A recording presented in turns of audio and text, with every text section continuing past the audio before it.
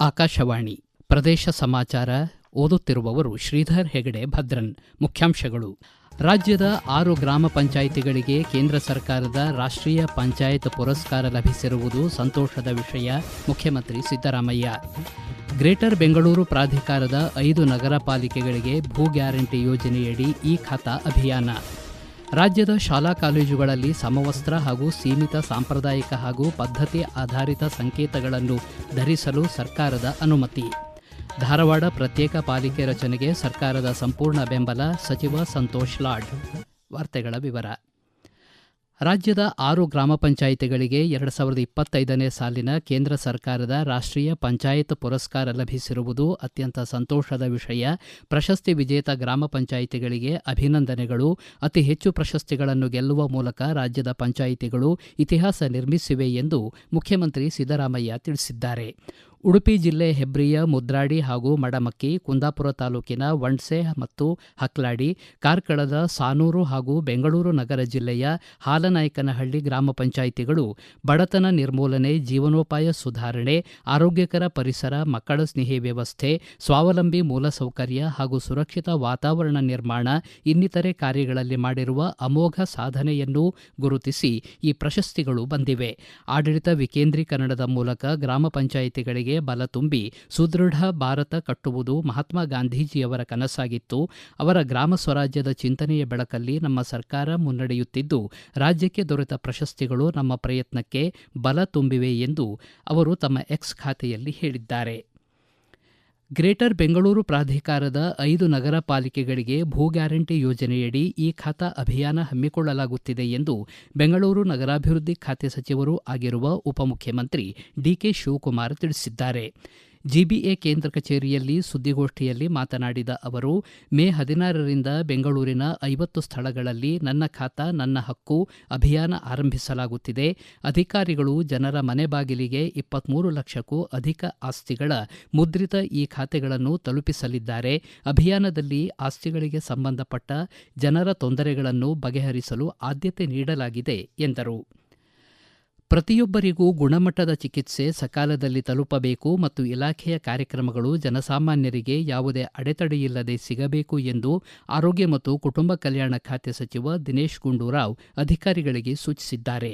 ಬೆಂಗಳೂರಿನ ಆರೋಗ್ಯ ಸೌಧದಲ್ಲಿ ರಾಜ್ಯದ ಎಲ್ಲ ಜಿಲ್ಲಾ ಆರೋಗ್ಯಾಧಿಕಾರಿಗಳು, ಕಾರ್ಯಕ್ರಮ ಅಧಿಕಾರಿಗಳು ಹಾಗೂ ಜಿಲ್ಲಾ ಶಸ್ತ್ರಚಿಕಿತ್ಸಕರೊಂದಿಗೆ ಮಹತ್ವದ ಪ್ರಗತಿ ಪರಿಶೀಲನಾ ಸಭೆ ನಡೆಸಿ ಅವರು ಮಾತನಾಡಿದರು. ಆರೋಗ್ಯ ಇಲಾಖೆಯ ವಿವಿಧ ಯೋಜನೆಗಳ ಅನುಷ್ಠಾನ ಹಾಗೂ ಜಿಲ್ಲಾ ಮಟ್ಟದಲ್ಲಿ ಸಾರ್ವಜನಿಕರಿಗೆ ದೊರೆಯುತ್ತಿರುವ ವೈದ್ಯಕೀಯ ಸೇವೆಗಳ ಕುರಿತು ಸಭೆಯಲ್ಲಿ ವಿಸ್ತೃತವಾಗಿ ಚರ್ಚೆ ನಡೆಯಿತು. ಹಸಿರು ವಾತಾವರಣ ನಿರ್ಮಾಣ, ಅರಣ್ಯ ಸಂರಕ್ಷಣೆ ಮತ್ತು ಪರಿಸರ ಜಾಗೃತಿ ಮೂಡಿಸುವ ದಿಕ್ಕಿನಲ್ಲಿ ಅರಣ್ಯ ಇಲಾಖೆ ಇನ್ನಷ್ಟು ಪರಿಣಾಮಕಾರಿಯಾಗಿ ಕಾರ್ಯನಿರ್ವಹಿಸಬೇಕು ಎಂದು ಅರಣ್ಯ ಹಾಗೂ ಪರಿಸರ ಖಾತೆ ಸಚಿವ ಈಶ್ವರ್ ಖಂಡ್ರೆ ತಿಳಿಸಿದ್ದಾರೆ.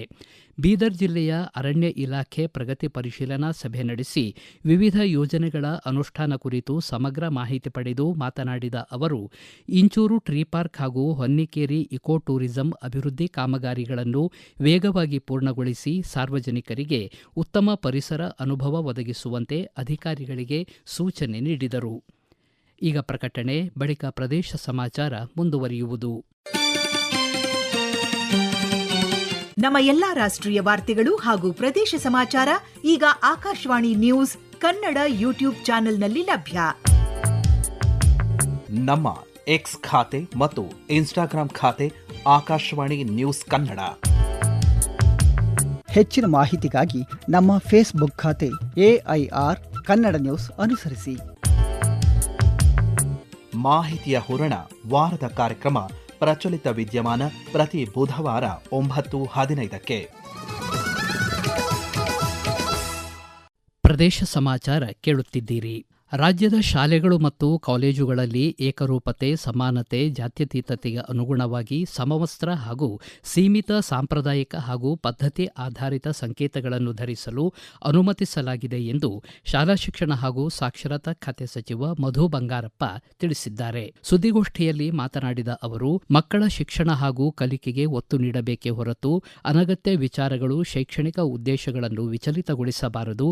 ಈ ಕಾರಣಕ್ಕೆ 2022ರ ಫೆಬ್ರವರಿ 5ರಂದು ಹೊರಡಿಸಲಾಗಿದ್ದ ಆದೇಶವನ್ನು ತಕ್ಷಣದಿಂದ ಜಾರಿಗೆ ಬರುವಂತೆ ಹಿಂಪಡೆಯಲಾಗಿದೆ ಎಂದರು. ರಾಜ್ಯದ ಎಲ್ಲಾ ಸರ್ಕಾರಿ ಶಾಲೆಗಳು, ಅನುದಾನಿತ ಶಿಕ್ಷಣ ಸಂಸ್ಥೆಗಳು, ಖಾಸಗಿ ಶಿಕ್ಷಣ ಸಂಸ್ಥೆಗಳು ಮತ್ತು ಪದವಿ ಪೂರ್ವ ಕಾಲೇಜುಗಳಲ್ಲಿ ಸಂಸ್ಥೆಯ ಅಗತ್ಯಗಳು ಮತ್ತು ಸರ್ಕಾರದ ನಿರ್ದೇಶನಗಳಿಗೆ ಅನುಗುಣವಾಗಿ ನಿಯಮಾನುಸಾರ ಸಮವಸ್ತ್ರವನ್ನು ನಿಗದಿಪಡಿಸಿ ಕಡ್ಡಾಯಗೊಳಿಸುವುದನ್ನು ಮುಂದುವರಿಸಲಾಗಿದೆ ಎಂದು ತಿಳಿಸಿದ್ದಾರೆ.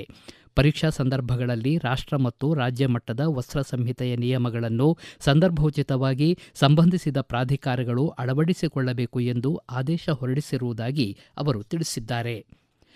ಕೇಂದ್ರೀಯ ಪ್ರೌಢಶಿಕ್ಷಣ ಮಂಡಳಿ ಸಿಬಿಎಸ್ಇ 12ನೇ ತರಗತಿಯ ಪರೀಕ್ಷಾ ಫಲಿತಾಂಶಗಳನ್ನು ಪ್ರಕಟಿಸಿದೆ. ವಿದ್ಯಾರ್ಥಿಗಳು ತಮ್ಮ ಫಲಿತಾಂಶವನ್ನು ಅಧಿಕೃತ ವೆಬ್ಸೈಟ್, ಡಿಜಿಲಾಕರ್ ಹಾಗೂ ಉಮಂಗ್ ಆ್ಯಪ್ನಲ್ಲಿ ರೋಲ್ ಸಂಖ್ಯೆ ನಮೂದಿಸುವ ಮೂಲಕ ಫಲಿತಾಂಶ ಪರಿಶೀಲಿಸಬಹುದು. ಈ ವರ್ಷ ಸಿಬಿಎಸ್ಇ 12ನೇ ತರಗತಿ ಪರೀಕ್ಷೆಗಳಿಗೆ 17,68,000ಕ್ಕೂ ಹೆಚ್ಚು ವಿದ್ಯಾರ್ಥಿಗಳು ಹಾಜರಾಗಿದ್ದರು. ಈ ಪೈಕಿ 15,07,000ಕ್ಕೂ ಹೆಚ್ಚು ವಿದ್ಯಾರ್ಥಿಗಳು ತೇರ್ಗಡೆ ಹೊಂದಿದ್ದಾರೆ ಎಂದು ಕೇಂದ್ರೀಯ ಪ್ರೌಢಶಿಕ್ಷಣ ಮಂಡಳಿ ಹೇಳಿಕೆಯಲ್ಲಿ ತಿಳಿಸಿದೆ. ಈ ವರ್ಷ ಒಟ್ಟಾರೆ ತೇರ್ಗಡೆಯ ಶೇಕಡಾವಾರು 85.20%ಯಷ್ಟಿದ್ದು, ಬಾಲಕಿಯರು 88.86% ಉತ್ತೀರ್ಣರಾಗಿದ್ದರೆ ಬಾಲಕರ ತೇರ್ಗಡೆ ಪ್ರಮಾಣ 82.13%. ಧಾರವಾಡ ಪ್ರತ್ಯೇಕ ಪಾಲಿಕೆ ರಚನೆಗೆ ಸಂಪೂರ್ಣ ಬೆಂಬಲವಿದ್ದು, ಈ ಕಡತಕ್ಕೆ ರಾಜ್ಯಪಾಲರ ಅಂಕಿತ ಹಾಕಿಸುವ ನಿಟ್ಟಿನಲ್ಲಿ ಸರ್ಕಾರ ಕಾರ್ಯೋನ್ಮುಖವಾಗಲಿದೆ ಎಂದು ಕಾರ್ಮಿಕ ಖಾತೆ ಹಾಗೂ ಜಿಲ್ಲಾ ಉಸ್ತುವಾರಿ ಸಚಿವ ಸಂತೋಷ್ ಲಾಡ್ ತಿಳಿಸಿದ್ದಾರೆ. ಧಾರವಾಡದಲ್ಲಿ ಸುದ್ದಿಗಾರರೊಂದಿಗೆ ಮಾತನಾಡಿದ ಅವರು, ಪ್ರತ್ಯೇಕ ಪಾಲಿಕೆ ರಚನೆಗೆ ತಮ್ಮ ಸರ್ಕಾರ ಬದ್ಧವಾಗಿದೆ. ಕಾನೂನು ಸಚಿವ ಎಚ್.ಕೆ. ಪಾಟೀಲ್ ಅವರ ನೇತೃತ್ವದಲ್ಲಿ ರಾಜ್ಯಪಾಲರ ಭೇಟಿಗೆ ಸಮಯ ಕೇಳಲಾಗುವುದು. ಒಂದು ವೇಳೆ ಈ ಪ್ರಸ್ತಾವನೆಗೆ ಸಹಿ ಹಾಕಲು ರಾಜ್ಯಪಾಲರು ನಿರಾಕರಿಸಿದರೆ ಹೋರಾಟ ನಡೆಸಲಾಗುವುದು ಎಂದು ಹೇಳಿದ್ದಾರೆ. ಈಗಾಗಲೇ ರಾಜ್ಯಪಾಲರ ಬಳಿ ಇರುವ ಪ್ರಸ್ತಾವನೆಗೆ ಒಪ್ಪಿಗೆ ಪಡೆಯುವ ನಿಟ್ಟಿನಲ್ಲಿ ಮುಖ್ಯಮಂತ್ರಿ ಸಿದ್ದರಾಮಯ್ಯ, ಉಪಮುಖ್ಯಮಂತ್ರಿ ಡಿಕೆ ಶಿವಕುಮಾರ್ ಹಾಗೂ ನಗರಾಭಿವೃದ್ಧಿ ಖಾತೆ ಸಚಿವ ಭೈರತಿ ಸುರೇಶ್ ಅವರೊಂದಿಗೆ ಚರ್ಚಿಸಿ ಮುಂದಿನ ಕ್ರಮ ಕೈಗೊಳ್ಳಲಾಗುವುದು ಎಂದು ಸ್ಪಷ್ಟಪಡಿಸಿದ್ದಾರೆ. ಉತ್ತರ ಕರ್ನಾಟಕ ಸೇರಿದಂತೆ ರಾಜ್ಯದ ಸಮಗ್ರ ಅಭಿವೃದ್ಧಿಗೆ ಪೂರಕವಾಗಿರುವ ಅನೇಕ ರೈಲ್ವೆ ಯೋಜನೆಗಳು ವಿವಿಧ ಕಾರಣಗಳಿಂದ ವರ್ಷಗಳ ಕಾಲ ನೆನೆಗುದಿಗೆ ಬಿದ್ದಿರುವುದು ಅತ್ಯಂತ ಆತಂಕಕಾರಿ ಬೆಳವಣಿಗೆಯಾಗಿದೆ ಎಂದು Karnataka chamber of commerce Hubballi ಸಂಸ್ಥೆಯ ಅಧ್ಯಕ್ಷ ಜಿಕೆ ಆದಪ್ಪಗೌಡರ್ ತಿಳಿಸಿದ್ದಾರೆ.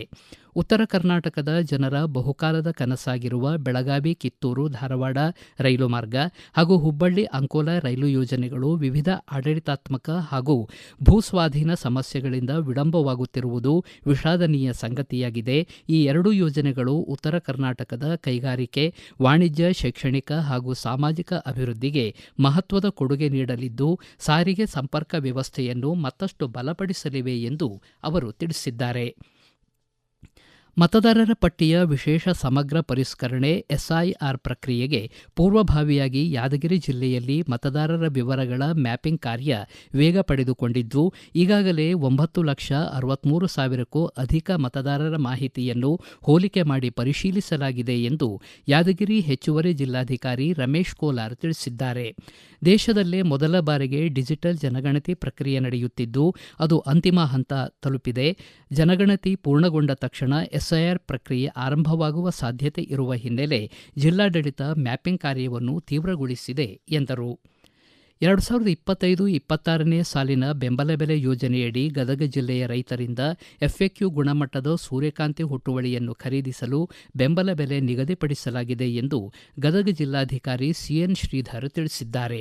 ಈ ಕುರಿತು ಪ್ರಕಟಣೆ ನೀಡಿರುವ ಅವರು, ಜಿಲ್ಲೆಯ ಪ್ರತಿ ರೈತರಿಂದ ಪ್ರತಿ ಎಕರೆಗೆ 4 ಕ್ವಿಂಟಾಲ್ನಂತೆ ಗರಿಷ್ಠ 20 ಕ್ವಿಂಟಾಲ್ ಎಫ್ಎಕ್ಯೂ ಗುಣಮಟ್ಟದ ಸೂರ್ಯಕಾಂತಿ ಪ್ರತಿ ಕ್ವಿಂಟಾಲ್ಗೆ 7,721 ರೂಪಾಯಿಗಳ ಬೆಂಬಲ ಬೆಲೆಯನ್ನು ಸರ್ಕಾರ ನಿಗದಿಗೊಳಿಸಿ ಆದೇಶ ಹೊರಡಿಸಿದೆ ಎಂದು ತಿಳಿಸಿದ್ದಾರೆ.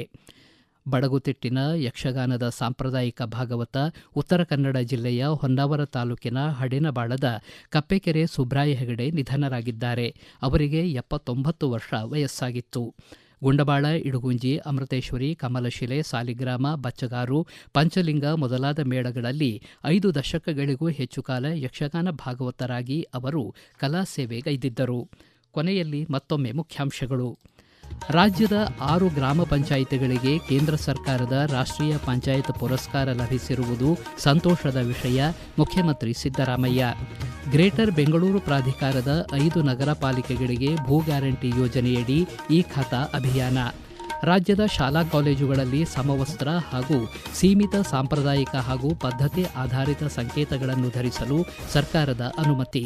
ಧಾರವಾಡ ಪ್ರತ್ಯೇಕ ಪಾಲಿಕೆ ರಚನೆಗೆ ಸರ್ಕಾರದ ಸಂಪೂರ್ಣ ಬೆಂಬಲ, ಸಚಿವ ಸಂತೋಷ್ ಲಾಡ್. ಇಲ್ಲಿಗೆ ಪ್ರದೇಶ ಸಮಾಚಾರ ಮುಕ್ತಾಯವಾಯಿತು. ನಮ್ಮ ಮುಂದಿನ ರಾಷ್ಟ್ರೀಯ ವಾರ್ತಾ ಪ್ರಸಾರ 7:35 ನಿಮಿಷಕ್ಕೆ.